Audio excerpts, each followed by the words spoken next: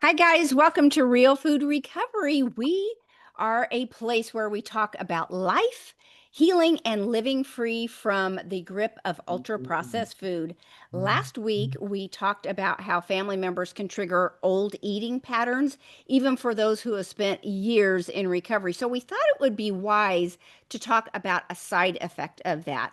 Today, we're going to go a little deeper into the kind of grief we don't often name. Grief for what never was. Maybe it's grieving a parent who never really saw us, a sibling who never met us halfway, or the dream of a family that never became reality. These losses can feel invisible, but they can quietly drive us back into old reflexes with food. Jamie and I are going to unpack how unacknowledged grief can fuel emotional eating, and more importantly, how we can begin to heal and work through it as we acknowledge this area. So, wanted to say hi to Jamie before she jumps in. How's it going, sister? Going okay. Going okay. Interesting topic today. Hmm. I think this is one of those conversations that people, will see themselves in, Yeah, even if they don't know to call it grief. I agree. Um, and I think that that's important to understand. Grief is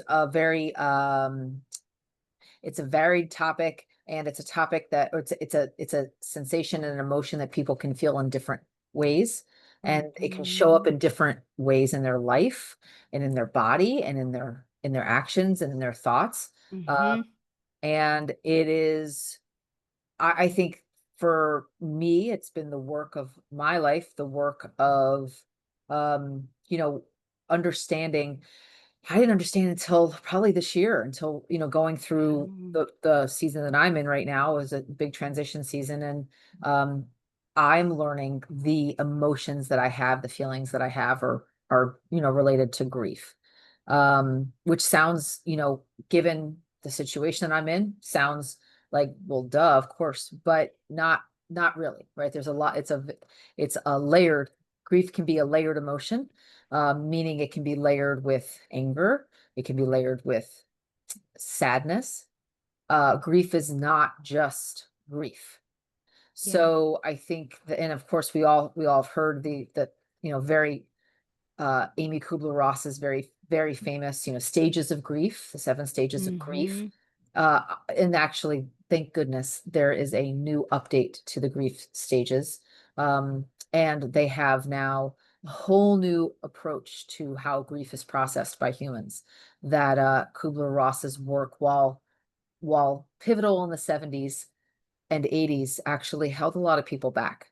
So there's some Mm. new work being done around grief now that is very interesting, that talks about the layered understanding and the way that grief shows up in our lives in a very different way Yeah. than You are. than the sadness, anger, Hmm. depression, and the traditional Kubler-Ross model.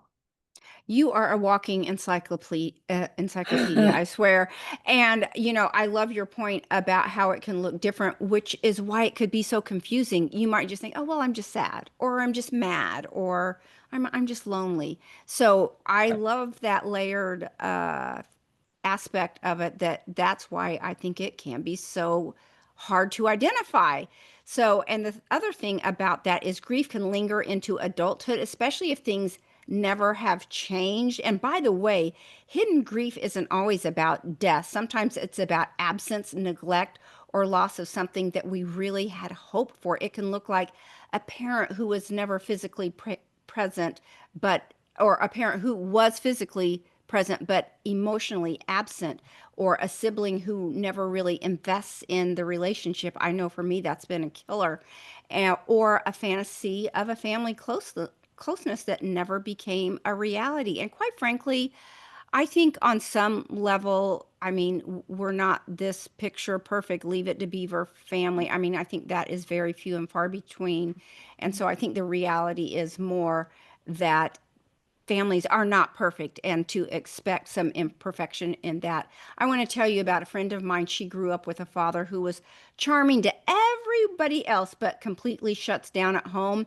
He never came to school events, never asked how her day was, mostly just seen and not be heard and shuffled out of the room when she was in there. And she would always imagining him being a kind, loving, soft, tender, I'm proud of you type of dad, but it actually never happened. And then if you fast forward to adulthood, every Father's Day, she would find herself standing in the card aisle, glazed over in the Hallmark offerings, trying to pick out the most benign Father's Day card, something that just simply said Happy Father's Day, Mhm. or, she just couldn't stomach the idea of that fake devotion, the sappy stuff, or especially she would spend even more time trying to cover up with a funny one to avoid even a hint of her true feelings. And then she would find herself over in the candy aisle, not realizing the connection there. And it wasn't until she was in therapy that she understood she was grieving for this father she had wished for,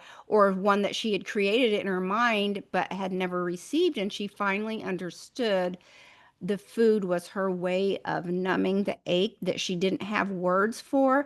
And I'm curious, Jamie, if you ever found yourself in that situation where you're in the Hallmark aisle on a holiday trying to pick out a card for some family member that says something neutral instead of sappy because it's just too much of a lie to stomach. Oh, yeah. Oh, every Father's Day, for Yeah. sure. Now not so much, right? My father is so sick with his, end of life illness and all of the complications from that. So now it's I have a lot more compassion for him than I did when he was in his right mind and making those decisions Yeah. that didn't understand. But yeah, there was this hole and you described it as a hole in my soul. It's definitely a God-sized hole um that I would eat over growing up. But I've come to understand it in my late 40s as, as grief. It was grief growing up. It was the grief Hmm. of not having a connected dad. It was the grief of not having, married parents. It was the grief of, the strife of back and forth between homes and all of the drama that came with that and the financial drama that came with that too. There was, all kinds of stuff that I was grieving as a child that I would, eat over, right? Because that hole Hmm. that in my gut, that sadness in my gut is grief. And Yeah, I just would eat because I wanted that pain to go away. I know. So I I think know. it's important to understand that, we it can show up as a very physical sensation. And for people like me, for some people, that will actually um help them not eat, right? Or it'll be so much of a physical sensation that they won't want to eat. And that's where it can show up as anorexia, Mm, bulimia, that they'll eat and then they'll try to purge whatever they ate. It can show up as all kinds of, drive for perfection or drive for overachievement, mhm. drive for overfunctioning. Um, all of those things, for me, it showed up with food. But Yeah. overeating, but for a lot, it can show up with undereating, restriction, Mhm. not wanting to just be a little bit full, but not too full. Mhm. There are all kinds of and other specified eating disorders that fall into that as well. So I Makes think sense. that, it can show up with food, it can show up with alcohol. I think Right. I've heard alcoholics in recovery describe the first drink they took as many of them teenager, Mm. that first drink they said warmed their stomach and it made that ache go away that they had, that grief, that ache of grief. So, I think that and then they would drink over that. So, Mhm. and had somebody given me a drink at 3 instead of a piece of birthday cake at 3, I probably would have been me as well. Yeah. Yeah. Oh, it just kills me to think about that pain and suffering going on out there. And this matters so much for recovery because emotional pain doesn't vanish if we ignore it. It just Mhm. finds another outlet. And often that outlet for those listening today is the ultra processed foods. A 2019 study in Appetite found that unresolved emotional loss significantly increases comfort eating. Ultra processed food act like emotional anesthetics, quick relief, but then they just keep us from doing this deeper healing. Do you think that people even realize that they're using food to numb emotions, or do you think it usually takes this big wake up moment to realize it? I think some do and maybe others don't, but I think when they start to see the effects of of the food on their bodies, whether it's the emotional effects, the physical effects, if they gain weight or not, they'll start to realize and put it together. And I think the ones that don't are probably, deep in denial and have some other things they need to address.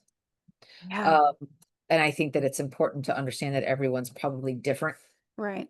different with that. Everyone was very eager to share their observations about my body with me growing up. So that was pretty easy for me to put it all together. But I didn't know why I was eating. I just thought that I had something broken, that, Yeah. I had some hypothalamic thing going on, and Yeah. maybe, but a lot of it was very complicated. My relationship with food. I think there was a little bit of predisposal to obesity in my family, but there Hmm. was also an awful lot of grief related eating. Well, yeah, and at that age, how could you possibly understand or even have the language for it? So, yeah, how could you even begin to heal yourself or help yourself, right? Yeah. Right. So, hidden grief keeps our bodies in that low grade stress state. Doesn't that describe you as a child? Yeah, Mhm. cortisol spikes, increasing cravings for sweet, salty, and fatty ultra processed foods. And then over time, this emotional eating becomes ritualized. I think of Pavlov's dog. The brain learns to expect food every time we feel that old ache. I had someone tell me that every time their mom called, she'd hang up and head straight for the pantry.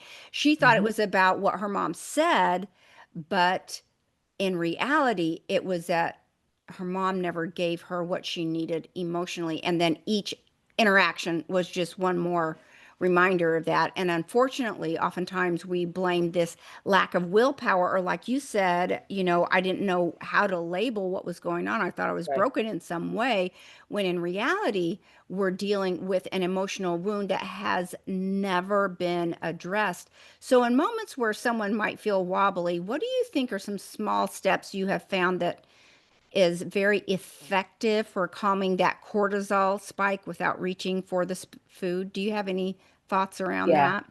that? Again, changing your location, getting outside if you can, taking a walk, moving your body physically, right? Anything, even they'll talk about in panic attack situations, if a patient or a client is having a panic attack, that their therapist will often tell them, or a doctor will tell them, uh, do squats, do lunges, do jumping jacks, like it's just a build up of stress chemical in that body, get it out. Just like a Mm-hmm. dog shakes, Yep. anything you can do to get that stress chemical out. And usually physical activity gets it out. So, again, a brisk walk is a great way to do it if you can. Yeah. If you're stuck in a car, if you're stuck in an airplane, right, which is, people travel these days. So there's you have to understand maybe how to get up, change your location, go into the bathroom, or ask to pull over and, go to a rest stop, something to get that buildup of chemical out of your body. And then also understand that if you're stressed, if the cortisol is flowing, you're probably in your amygdala, probably in your fight or flight, place in your Mm-hmm. brain. And if you're in your amygdala, you've got to get that blood flow back to the frontal lobe. So the best way to do Yeah. that is to do something that brings you into your body. Mm-hmm. So that could be present moment work, breath work. I find that breath work can be, for me, sometimes more triggering because it reminds me that I'm stressed, because I really only do breath work when I'm stressed. So then I'm like, oh my God, I'm stressed. And then it'll override whatever I'm doing for my breath work. So that doesn't always work, but they'll tell you, the 5 4 3 2 1 method is: name 5 things you can see, 4 things you can smell, 3 things you can hear, 2 things you can touch, all of that. Um, kind of going down, and you can reswizzle that, your 5 senses in any different way, right? It could be five Mm-hmm. things you Yeah. can touch, whatever that is. Mm-hmm. And name it as you're doing it, right? And as Mm-hmm. your senses are appreciating those things, name what you're doing, Yeah. even if it's in silently in your head. Some people will talk about adult coloring books, or any Mm-hmm. kind of coloring, any kind of kinesthetic work, to do that while you're stressed, again, if you're not driving. Yeah. And Don't color and drive. no, um, prayer will help some people. Yeah. Did I tell you the story page about the bridge? No. Oh, so, I was in Texas, living in Texas in the Bay Area. There's tons of bridges and overpasses and very large, they call them flyovers, and they're, you know, two minimum of 2 stories, usually many stories in the air. And there's massive ship channel that comes into Houston, right? Big barges and big container Mm-hmm. ships come into Houston, right? It's a major port for the whole country. It's a major port. And because everything is so at or below sea level here in Houston, they have to build bridges and roadways over these ship channels. There's no drawbridges or opening bridges that will work because our sea level is so low. The land is. So what they have to do is build massive bridges over these channels. And that means you're on a bridge 150, 190 feet in the air. And if anyone is afraid of heights, like, Yeah. it can be very, very upsetting to be on these Yeah. bridges. And I was driving to the airport to pick up a family member and did not know that the route included one of these bridges. And it was one of those things where you were on this bridge and there was no exit, there's no shoulder. And it's such a steep incline that it looks like you're going up in the clouds. You can't see on either side of it. You can't see on the other side of it Oh, coming no, down. no, Like, no, no, you no, no, are, no. but you're in the car, you're going 50 miles Yeah. an hour. There's, all kinds of traffic around you. There's nowhere to stop or pull over, Oh my and you can't gosh. see off the sides of the bridge. It was Mm-mm. terrifying. Mm-mm. Mm-mm. So I was driving this bridge and I had never driven it before, and it came out of nowhere. Didn't realize it. And I had a panic attack on this bridge. And I knew I could not stop. Right. I could not pull over, and I Right. had to keep going, and I didn't know if I could. And I remember just I was on the thank God I was on the phone with a friend of mine, and she was talking, we were talking about something, and I stopped her. I said, "Stop." I said, "You got to pray right now." She said, "Oh my God, what happened?" She knew I was driving. What happened? I said, it's this terrifying bridge. I can't explain it right now because I'll get more upset. I said, "You got to pray for me right now." And so she started praying, and she's like, "Okay, okay." She started praying, and I'm like, "Stop, I'm going to pray." So then I started praying, Don't close your and eyes though. no, and I knew I couldn't close my eyes. So I, I just put my eyes on the speedometer and Mm-hmm. looked at it the whole time and said, Mm-hmm. I have to keep the speedometer at 50. 50 is the Mm-hmm. speed limit on this bridge. Mm-hmm. I cannot let it go below 50.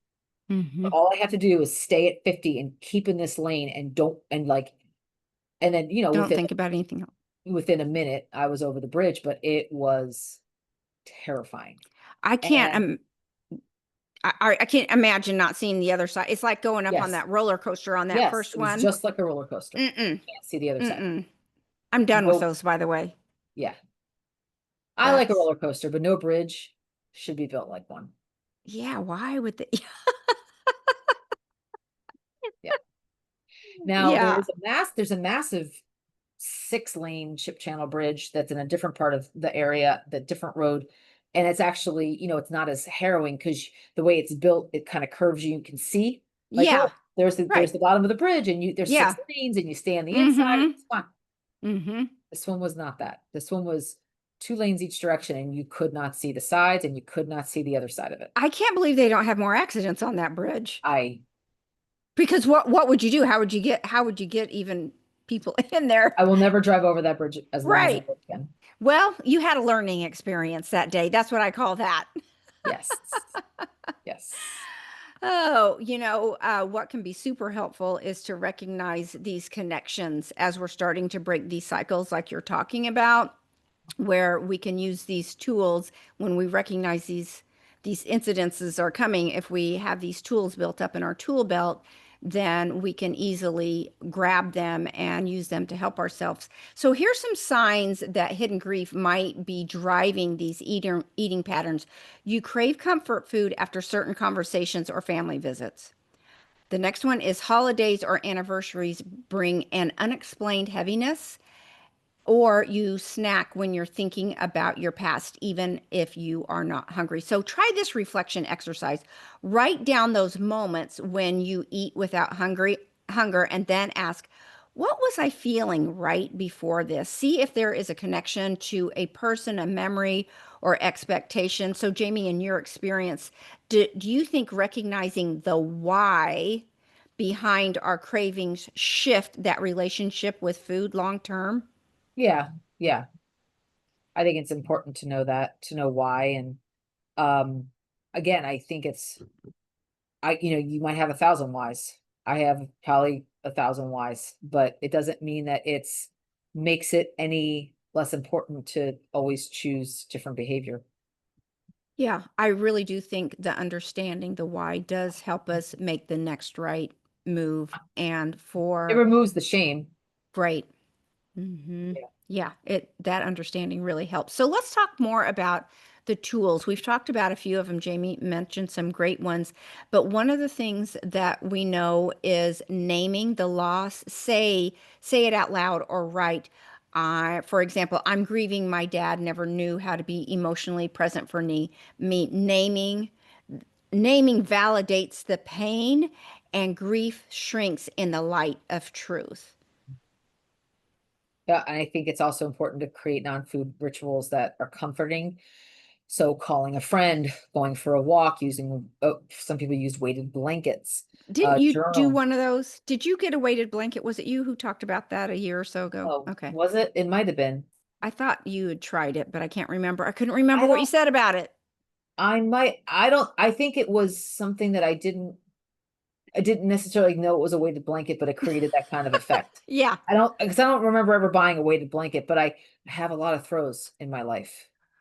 And I also layer a lot of bedding, so it could act like a weighted blanket. It's possible. It's possible. Paige has Uh, seen pictures of where I live. I have a problem with pillows and blankets. it's beautiful. It's So, artwork. so I have what I've noticed is when I have seen my most, things that comfort me is I like to make it very cold Mm. in my home, like when I'm sleeping typically, Mm-hmm. and I'll Mm-hmm. get under a lot of blankets, and that I will find very comforting. Journaling is comforting, drawing, coloring is comforting for Mm-hmm. me. Mm-hmm. Listening to music is comforting. Listening to, for me, talks, biblical talks or Yeah. pastoral talks. Um, and sometimes if you can't call a friend and connect with them because people have different schedules and busy schedules, I will leave a voice message for a friend.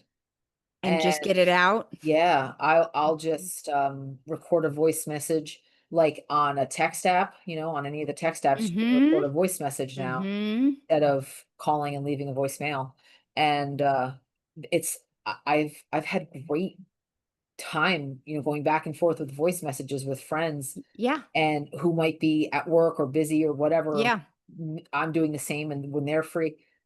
And I don't find it detracts from the connection Nice. at all. I love that. Yeah, Yeah. we've done that before too. That is very helpful. The other one I like is we talked about this last week is practicing the pause. So before eating, ask yourself, what am I feeling? I had to work through that a little bit today. I had some cravings pop up. What do I need right now that food can't give me? This is my favorite. And like I said, we talked about it last week. And I find the pause works in a myriad of ways in every area of your life. It really can work in about any situation. It should be a legal requirement for all humans, actually. And I wanted to joke and say the 2 to 3 day pause is my standard, and for sure your cravings will be gone in 2 to 3 days, so you don't need to worry about that. In all seriousness, I think it takes a lot of work to actually identify what you are feeling when you're in that deep craving because it's hard with that blood flow not completely present in your thinking center. But you have to dig deep and think it through. And sometimes just the act of that distraction can help ease the pain that comes with a craving because you are turning to craving for healing. So the art of Yes. distraction, the pause and distraction is very helpful. Yep. And then the next one is setting emotional boundaries. It's okay to limit contact with people who repeatedly trigger old grief. This Mm-hmm. is something I've had to do recently with a couple of folks who I consider very, Paige and I always talk about the bullseye, of people that we allow close to us and further away. There might be some people who are very close to us at one point in our lives for 100 reasons, right? They might be close to us, or we might be close to them, and they're close to our inner circle. They're inside the inner circle. And then there might be seasons or reasons that you move them to an outer circle. And I Mm-hmm. had a situation in the last couple of months where I had two people I was very close to. They were inner circle people. They knew my inner world. They were people that I relied on to, emotionally, for emotional support. And one of them was, egregious betrayal, and the other one was just a, lack of engagement and lack of empathy. And it was, very hurtful and Yeah, stressful to deal with the first, and very hurtful and disappointing to deal with the second. And sure. I just moved them both out to a outer circle, and I one of them I flat out blocked. I flat out blocked her number, blocked her Facebook, blocked any social media interaction. I Yeah. don't have any desire to interact with them again. It was Mm-hmm. pretty egregious. And the other, I see every week at a meeting, and I just keep a distance. Mm-hmm. I'm kind, as far as I'll Polite. smile or I'll Mm-hmm. acknowledge, barely, but I don't say anything, and I don't open up, and I don't ask how are you or any of that. And there's a protection of myself that I have to do with these two people. Um, and I wish them the best. I don't gossip about them to others, and I could, and I don't. Mm-hmm. But if somebody asks me, oh, why are you not reaching out to so and so? Why are you not hanging out with so and so? Mm-hmm. Um, it depends on who asks and what they ask, but I would never gossip, but I probably would share my truth and say, I'm just no longer feeling safe with them. Mm-hmm. And that's No, all. yeah, I love this one that just distance, just as much distance as you can get because it helps you to not throw the baby out with the bathwater, especially we talked about this a little bit last week because maybe you have responsibility for someone if it's a family member, but limiting exposure, you have every right to limit exposure for safety reasons. And especially with these two friends that you're Mhm. talking about, it's just wisdom, right? Why, Yes. don't put yourself in a situation to get worked up.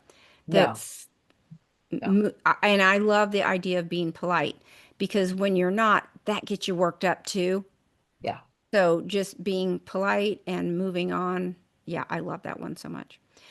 Yeah. The other one we want to talk about is connection, seeking connection. Recovery groups, therapy, or safe communities can help replace isolation with support. I love our support group so much. It's just a wonderful group of women who really are there to pick one another up. It's a real soft place to fall, especially when you are feeling tender. I had a little sugar sidestep, like I've mentioned last week, like I had not had in years. And I was able to take it to our group and share about what had happened. And through that, I was able to walk it back to where things went wrong and recognize how my nervous system was so highly activated. And then on top of that, I was able to work through how to handle it the next day to get myself back on track and limit that fallout. Do you have a way that you are able to work with your nervous system or tell your nervous system, hey, it's okay, we're okay here, nothing to see here, move on, don't worry, I've got you, we can calm down. How do you handle Uh, your nervous system? yeah, I mean, I will typically take action where I can. So I've had a Yeah, very oh, I like stressful that. season, and when I get most overwhelmed or stressed, um, or triggered, it's usually for things that are out of my control, people, Mm-hmm. places, situations out of my control. Mm-hmm. And so I have to remind myself there's a reason I'm feeling the way I'm feeling, and I need to Mm-hmm. probably unpack it.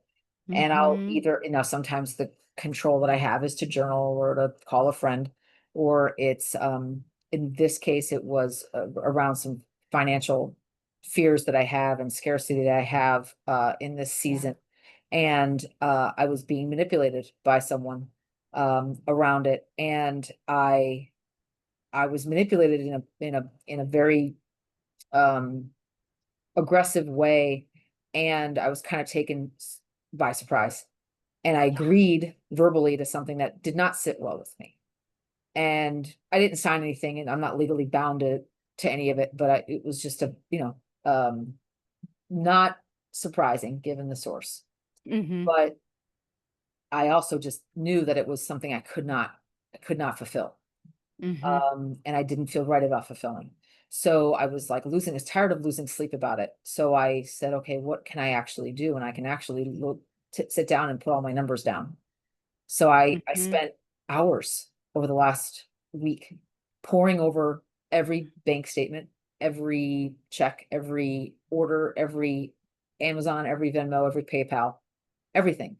And I put together a huge spreadsheet, multi-tab spreadsheet of everything Wow. that I've done that supports why I feel the way I feel about the financial situation that this Mhm. person was trying to manipulate.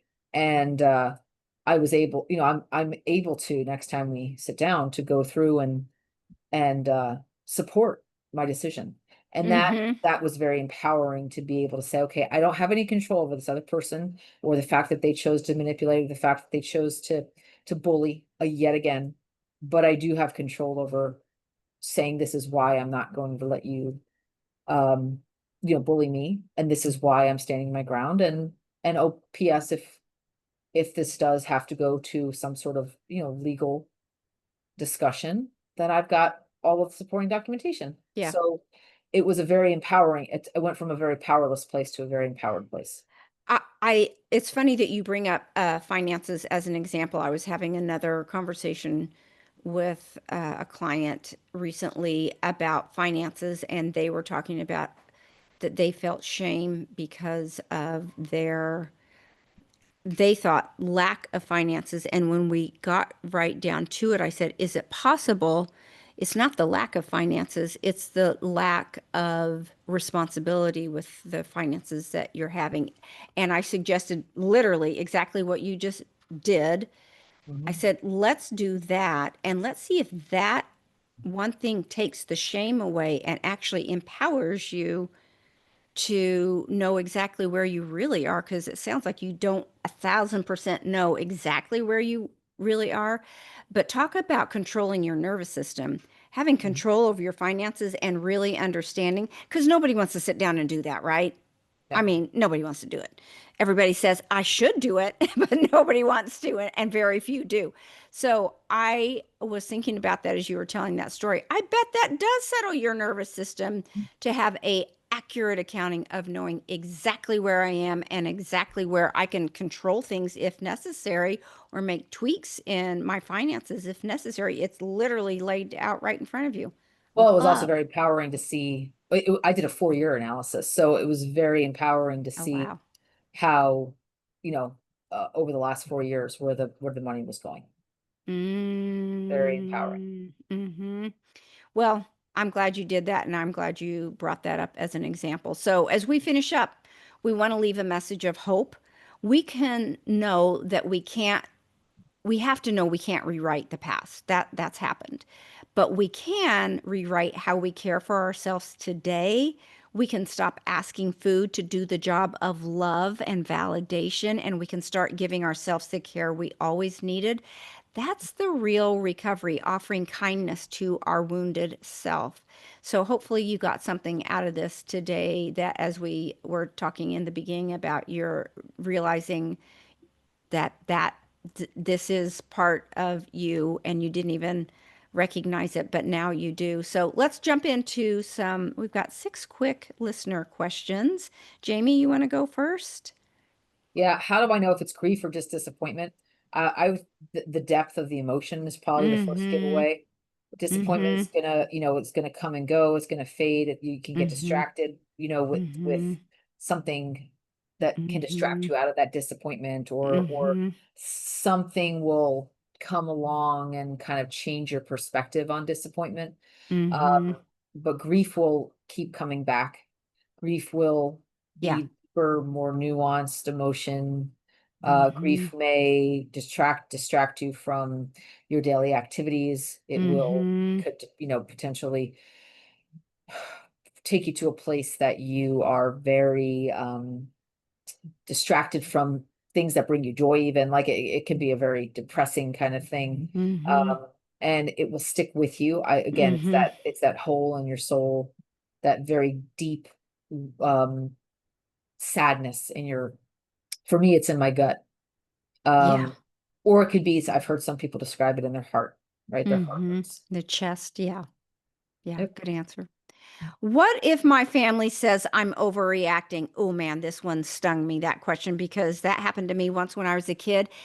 There was constant strife between my siblings and there was one time where I'm a very tender-hearted person. I'm the oldest child, and I literally started begging for peace because I could not take the constant bickering. I mean, it just would not stop. It was just poisonous, venomous. Every interaction was just so ugly. And my mother accused me in this big dramatic scene that I was playing out on stage of, she said, "You're just being so dramatic." And it stunned me because I was literally at my breaking point and I sincerely was begging for mercy because mentally I was a young teenager, but I just remember I can't live like this. I can't take this. And I had never reacted in a desperate plea like that before, and it was labeled as just being dramatic. But I hate conflict and I hate ugliness so much, and the tension was literally eating me alive. So sometimes only you can validate your experience. Others may minimize you because they can't face their own pain or simply don't want to deal with it. But yeah, sometimes you just have to validate your own experience. Yes. Can grief really make me crave ultra processed foods? Mm-hmm. Uh, uh, I think it's just really a comfort seeking behavior. And I Mm-hmm. think you have to ask if, and many millions have associated foods, comfort, those kinds of foods with comfort.